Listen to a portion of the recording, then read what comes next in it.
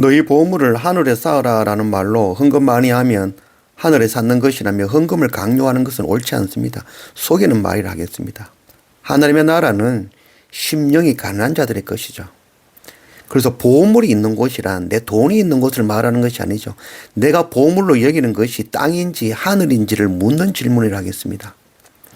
땅의 보물에 마음을 둔 자는 그 땅의 끝 움켜쥐고 땅을 바라보고 살게 될 것이죠. 그러나 자기의 보물을 하늘에 둔 자는 땅이 아니라 하나님의 나라를 소망하며 살게 되는 것입니다.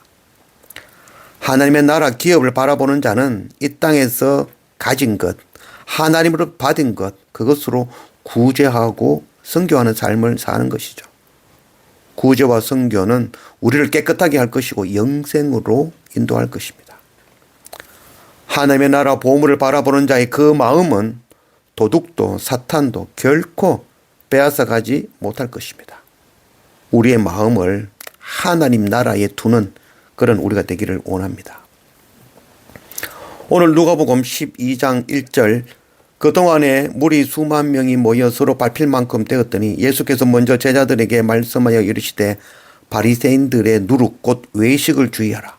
감추인 것이 드러나지 않은 것이 없고 숨긴 것이 알려지지 않은 것이 없나니 이러므로 너희가 어두운 데서 말한 모든 것이 광명한 데서 들리고 너희가 골방에서 귀에 대고 말한 것이 지붕 위에서 전파되리라. 예수님께서 제자들에게 바리새인들의 누룩과 외식 주의하라고 말씀하셨죠. 누룩과 외식은 바로 그의 마음을 땅에 두고 사는 자들의 삶인 것이죠. 땅의 끝, 그것을 보물로 여겨 그거 움켜쥐고 사는 자들, 이 땅에서 거룩한 척하고 살고 있지만 그들이 움켜쥐고 바라보는 것은 땅인 것입니다. 그것을 조심하라라고 이야기하는 것이죠. 땅의 것 움켜쥐며 땅의 것 바라보는 자의 그 삶, 그들의 삶을 감추고 숨기고 귀에 대고 소곤소곤거리지만 마지막 그날 되면 전부 다 밝혀질 것이고 모든 것이 심판으로 드러나게 될 것이라는 것이죠. 우리의 기업은 이 땅의 것이 아니라 영원한 하나님의 나라임을 잊지 않고 사는 그런 우리가 되기를 원합니다. 4절 내가 내 친구 너에게 말하노니 몸을 죽이고 그 후에는 능히 더 못하는 자들을 두려워하지 말라. 마땅히 두려워할 자를 내가 너희에게 보이리니 곧 죽인 후에 또한 지옥에 던져 넣는 권세에 있는 그를 두려워하라. 내가 참으로 너희에게 이르노니 그를 두려워하라. 외식으로 남들에게 잘 보이려고 자신을 높이려고 한 모든 것들은 감추지 않고 숨겨지지 않고 마지막 그날에 낱낱이 드러나고 심판을 피하지 못할 것입니다. 그러므로 이 세상에 감추어진 그 힘, 두려워할 모든 것들 우리가 두려워할 필요가 없다는 것입니다. 우리가 두려워할 것은 죽음 이후에 영원한 심판, 그 심판하실 하나님을 두려워해야 된다는 것이죠.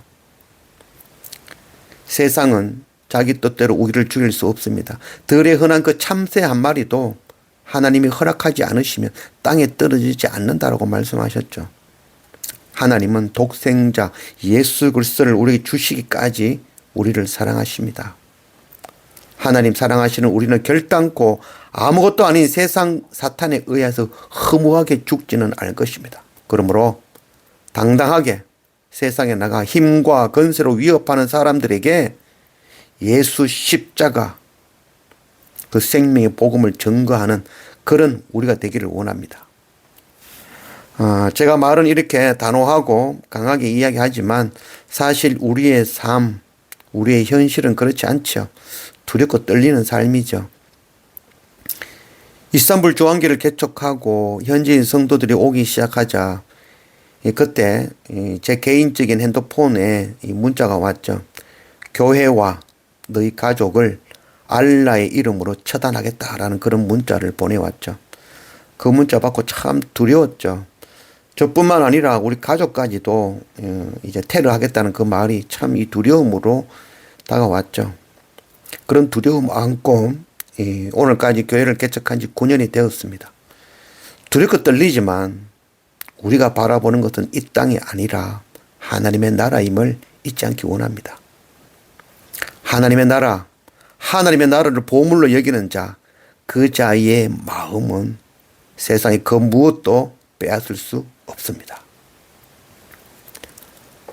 8절 내가 또한 너희에게 말하노니 누구든지 사람 앞에서 나를 시인하면 인자도 하나님의 사자들 앞에서 그를 시인할 것이요 사람들 앞에서 나를 부인하는 자는 하나님의 사자들 앞에서 부인을 당하리라. 누구든지 말로 인자를 거역하면 사하심을 받으리니와 성령을 모독하는 자는 사하심을 받지 못하리라. 사람들 앞에서 예수 그리스도를 시인하는 자는 마지막 하나님의 심판대 앞에 우리가 섰을 때 예수님께서 아이고 하나님 저 사람은 내가 압니다. 저 사람 나를 시인한 자입니다. 나를 전한 자입니다. 라고 변호해 주신다는 것이죠. 근데 우리가 두려워해야 될 것은 내가 하나님 심판대 앞에 섰을 때 예수님께서 잘 모르겠는데요. 라고 한다면 어떻게 할 것입니까? 우리가 두려워할 것은 하나님이라는 것. 우리의 마음을 하나님 나라를 소명하며 살아가는 그런 우리가 되기를 원합니다. 그리고 10절 말씀에 말로 인자를 거역하면 사하심을 받으려니와 성령을 모독하는 자는 사하심을 받지 못한다라고 말씀하고 있죠. 그래서 예수님은 거부해도 되고 성령은 모독하면 용서받을 수 없다는 그런 말씀인가요? 그렇지 않죠. 인자 예수님은 곧 하나님이시고 성령 하나님이시죠. 성삼위 일체인 것이죠. 한 하나님인 것입니다. 인자 곧 영어로는 The Son of Man이라고 기록하고 있죠. 사람의 아들 바로 예수 그리스도입니다. 사람의 아들로 온 예수 그리스도를 하나님의 아들인지 알지 못하는 자들 결국 예수를 십자가에 못 박았죠. 오신 인자가 예수 그리스도인지 몰랐던 자들의 그 행위는 사함을 입을 수 있다라는 그런 말씀으로 해석할 수 있겠습니다. 그 대표적인 사람이 바로 사도 바울입니다. 이 사도 바울은 하나님을 믿고 섬기는 자이며 오실 메시아를 간절히 기다렸던 자죠. 그러나 그는 예수가 메시아임을 알지 못하였죠. 그래서 오히려 이 예수를 믿는 그 스데반 집사를 돌로 치게 했던 자가 바로 이 사도 바울인 것입니다. 그리고 예수를 믿는 자를 잡아주기 위해서 다메섹으로 가는 길에서 주님을 만나고 오히려 주님을 전하는 자가 된 것이죠. 인자를 하나님의 아들 메시아이심을 알지 못했던 사도 바울이 만일 다메섹 도상에서 성령으로 빛으로 임하신 주님마저 거부하며 대적하였다면 그는 사함을 입지 못하였을 것입니다. 사도행전 2장에서 예수께서 부활 성천하시고 그를 대신하여 성령이 임하셨죠. 보혜사 성령께서는 인자로 오신 예수 그리스도가 바로 하나님의 아들 독생자 그리스도이심을 가르치시고 우리를 통해서 그것을 증거하고 전하게 하시는 것이죠. 그 성령을 모독하고 거부하는 자는 사하심을 받지 못할 것입니다. 마가복음 3장 28절 내가 진실로 너희에게 이르노니 사람의 모든 죄와 모든 모독하는 일은 사하심을 얻되 누구든지 성령을 모독하는 자는 영원히 사하심을 얻지 못하고 영원한 죄가 되느니라 하시니. 이 두 번째 해석으로는 오늘 이 누가복음에서는 인자를 대문자 단수로 예수 그리스도를 나타내지만 이 마가복음에서는 인자를 The Sons of Man 그 복수로 사용하고 소문자로 사용하고 있죠. 곧 예수 그리스도가 아니라 바로 사람으로 기록하고 있죠. 그래서 이 마가복음의 해석으로는 세상의 것으로 사람들에 대해서 거역하는 것, 사람들끼리에 거역하고 대적하는 것은 심판대 앞에서 용서받을 수 있는 일이라는 것이죠. 그러나 사람들 앞에서 예수를 주로 시인하지 않는 자, 성령의 인도하심을 따라서 증거하지 않는 자, 그들은 하나님 앞에서 죄가 된다라고 하는 그런 말씀이죠. 성령의 일은 예수를 주로 시인하게 하는 것입니다. 성령을 회방하는 것은 예수로 주로 시인하지 못하게 하는 것, 그것이 바로 성령을 회방하는 일인 것입니다. 그러므로 첫 번째 해석이든 두 번째 해석이든 이 땅이 아니라 하나님의 나라를 나의 보물로 소망하며 성령이 예수를 주로 시인하라고 주시는 그 말씀에 순종하여 우리가 사람들 앞에서 예수를 주라 시인하며 복음 전하는 그런 우리가 되어지기를 원합니다.